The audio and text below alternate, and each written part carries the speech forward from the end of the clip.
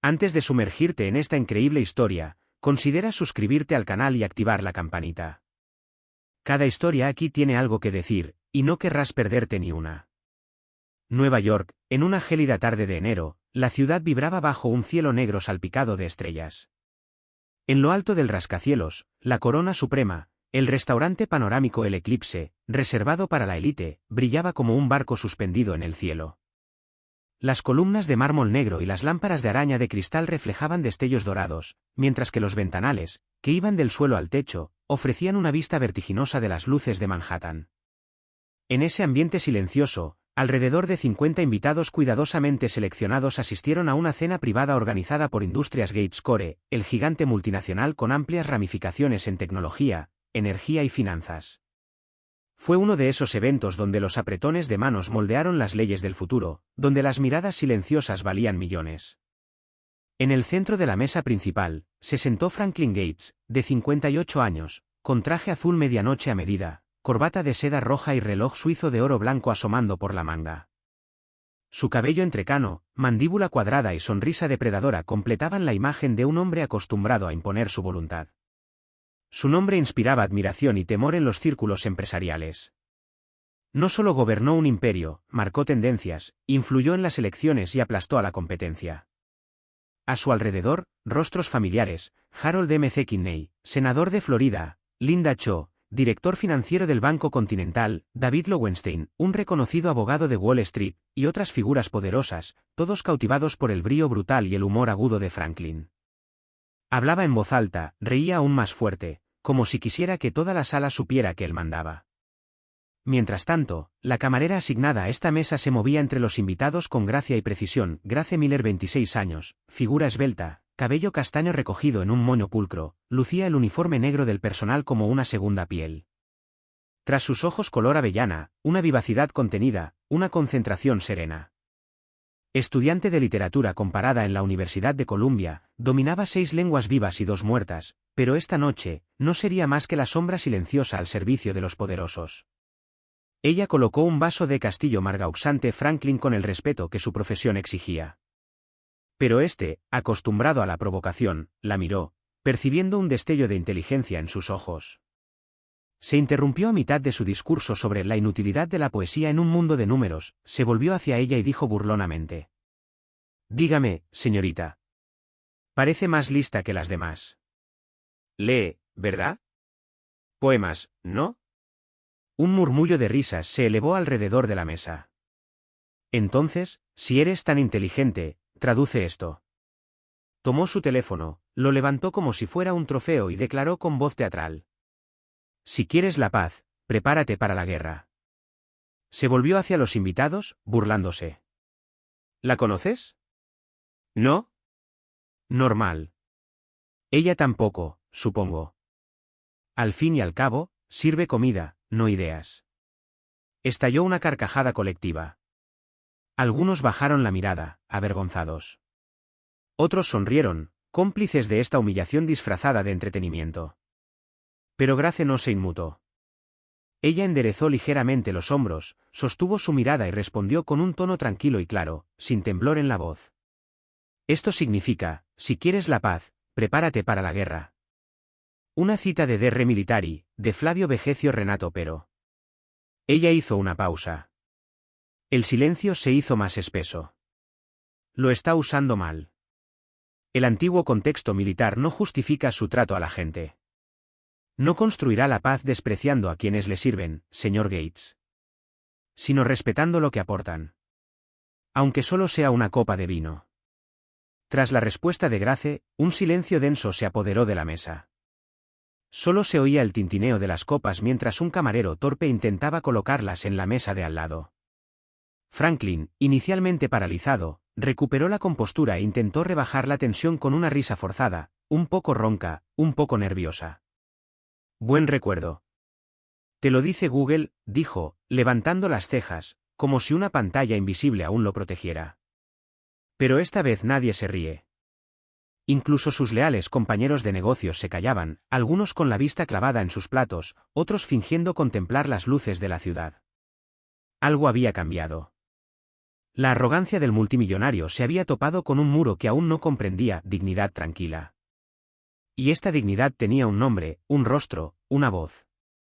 Grace, por su parte, había regresado a sus deberes sin saborear su victoria. No había hecho nada para humillar, solo para restaurar un poco de justicia en una sala a menudo llena de impunidad. Pero sentía las miradas que la agobiaban, algunas llenas de admiración, otras de vergüenza e incredulidad. Franklin, por su parte, sintió que su imagen se resquebrajaba en un lugar que siempre creyó controlar. Lo que Franklin no sabía era que un cliente sentado un poco más lejos lo había filmado todo discretamente con su teléfono. Había capturado el tono condescendiente, la cita en latín utilizada como arma y luego la respuesta tranquila y erudita de la camarera. A la mañana siguiente, el vídeo estaba en línea, publicado con el título. Ella respondió con gracia, y una lección de historia. Grace Miller. En cuestión de horas, las visualizaciones se dispararon. Abundaron las publicaciones compartidas, los comentarios y los análisis. El nombre de Grace se viralizó, impulsado por una oleada de solidaridad, fascinación e ira contra el abuso de poder. El hashtag #Grace Miller se convirtió en tendencia mundial. Escritores, artistas, profesores, pero también camareros, cajeros, cuidadores y estudiantes comunes lo aprovecharon para relatar sus propias experiencias de humillación silenciosa a la sombra de los poderosos. Grace Miller, cada uno de nosotros tuvo que guardar silencio. Ayer habló. Y fue magnífico, escribió un joven profesor de historia en Instagram. En la sede de Industrias Gatescore Franklin Gates estaba furioso. Reunió a sus abogados y expertos en comunicación. Intentó encubrir el asunto por todos los medios posibles: apelaciones a las redes sociales, amenazas de difamación, ofertas para comprar el vídeo original.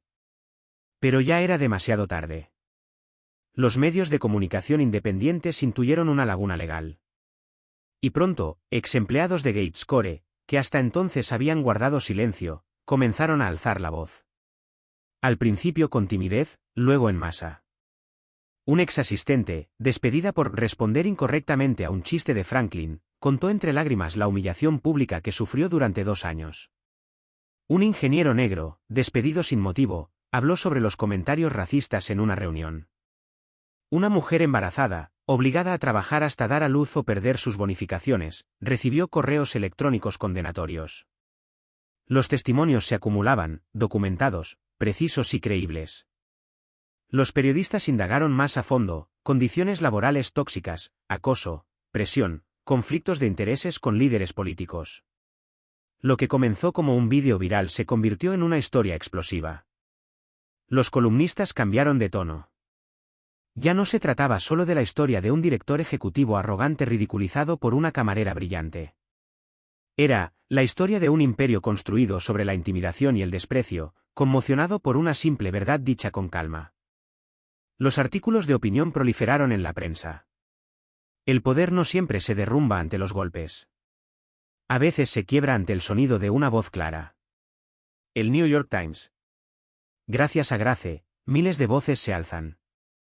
Esto no es venganza. Es reparación. El Atlántico. En los días posteriores a la explosión viral del vídeo, Grace Miller se convirtió en mucho más que una simple camarera o estudiante de Columbia. Fue invitada a los programas de televisión más prestigiosos: CNN, Noticias Nocturnas de NBC, el programa diario Bajo los Focos. Lejos de las cocinas de los restaurantes, mantenía la misma humildad que había marcado a todos los que la habían conocido. Durante su primera entrevista en vivo en CBS esta mañana, Grace habló con una voz suave, tranquila y llena de convicción. Nací en Atlanta, en una familia modesta. Mi madre es enfermera y mi padre, mecánico. Me enseñaron el valor del trabajo, la perseverancia y, sobre todo, el respeto por los demás. Siempre me han gustado los idiomas, los libros y las culturas. A veces pensamos que el conocimiento es un lujo, pero es un derecho universal. Contó cómo desde pequeña se maravillaba con los textos antiguos y cómo la poesía y la filosofía le habían enseñado el poder de las palabras. Trabajo aquí en Nueva York porque creo que todo ser humano, independientemente de su profesión, merece respeto. Que ninguna riqueza te da derecho a humillar ni a aplastar. Su mirada franca y sinceridad conmovieron a millones de estadounidenses.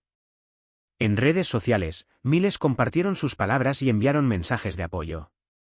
Los estudiantes la pusieron como ejemplo y los activistas la invitaron a hablar en sus eventos. Pero mientras Grace se dejaba llevar por el entusiasmo popular, Franklin Gates no podía aceptar la pérdida de control de su imagen cuidadosamente construida. Al día siguiente de la transmisión, lanzó una ofensiva mediática coordinada. Sus abogados enviaron cartas amenazantes a las cadenas, intentando silenciar a los periodistas que se atrevieron a cuestionar sus prácticas. Luego, en una filtración orquestada, surgieron documentos confidenciales de la bóveda digital de Gates Core, contratos cuestionables, correos electrónicos en los que Franklin llamaba a ciertos empleados buenos para nada o alborotadores y esquemas de evasión fiscal cuidadosamente ocultos. La prensa independiente se deleitó con estas revelaciones, dándole al asunto prominencia nacional e internacional. Ya no se trataba solo de un intercambio de palabras en un restaurante, sino de una revelación de un sistema tóxico basado en la explotación y el desprecio. En medio de esta tormenta, una reconocida fundación, la Fundación Eleanor Roosevelt para los Derechos Humanos, le ofreció a Grace una beca completa para continuar sus estudios, en reconocimiento a su coraje y determinación. Intelectuales, artistas, escritores, líderes sociales y activistas de derechos civiles se reunieron para ofrecerle su apoyo, convirtiéndola en un símbolo de resistencia pacífica al abuso. Pero lo que marcó un punto de inflexión inesperado en su vida fue una invitación oficial del Consejo de Derechos Humanos de las Naciones Unidas en Ginebra. Ante una asamblea compuesta por diplomáticos, expertos internacionales y representantes de la sociedad civil, Grace fue invitada a hablar en una conferencia sobre dignidad en el trabajo y valor humano. En el sobrio escenario del Palacio de las Naciones, bajo los focos y las cámaras del mundo entero, contó su historia, no como una reivindicación personal, sino como un llamado universal. La dignidad no se negocia, se reconoce. No importa si eres director ejecutivo o mesero, estudiante o trabajador, tu valor humano es inalienable. Destacó la importancia de un entorno laboral respetuoso, la igualdad de oportunidades y la lucha contra la discriminación. Este discurso fue ampliamente difundido y aclamado como un momento histórico en el que la voz de una joven modesta había inspirado una nueva perspectiva sobre los derechos fundamentales. Un año después, la tormenta desatada por Grace Miller seguía sacudiendo los cimientos de Gates Core Industries. Varios contratos gubernamentales importantes fueron cancelados, víctimas de la intensificación de las investigaciones sobre las prácticas dudosas de la empresa. Socios clave se distanciaron, temiendo las repercusiones mediáticas y legales. Franklin Gates, antaño símbolo de éxito y poder, finalmente se vio obligado a renunciar a la presidencia de la junta directiva. Su salida no fue solo una dimisión administrativa, sino una admisión pública de la pérdida de control sobre su imperio. Su fortuna seguía siendo colosal, pero su nombre era ahora sinónimo de escándalo, arrogancia destrozada y derrota moral. Los titulares de los periódicos ya no mencionaban a Gates el visionario, sino a magnate caído. Por su parte, Grace continuó su camino con humildad y determinación. Basándose en su experiencia y su lucha, publicó su primer ensayo, Al servicio de la dignidad, un libro que combina narrativa personal, reflexiones sobre la justicia social y la defensa de un mundo laboral respetuoso y humano. El libro fue un éxito rotundo.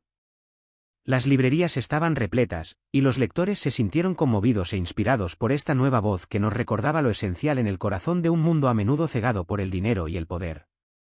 En una conferencia ante cientos de jóvenes, estudiantes, activistas, profesionales, un joven levantó la mano y preguntó sinceramente: «Señora Miller, ¿cómo encontró el coraje para enfrentarse a un hombre tan poderoso?»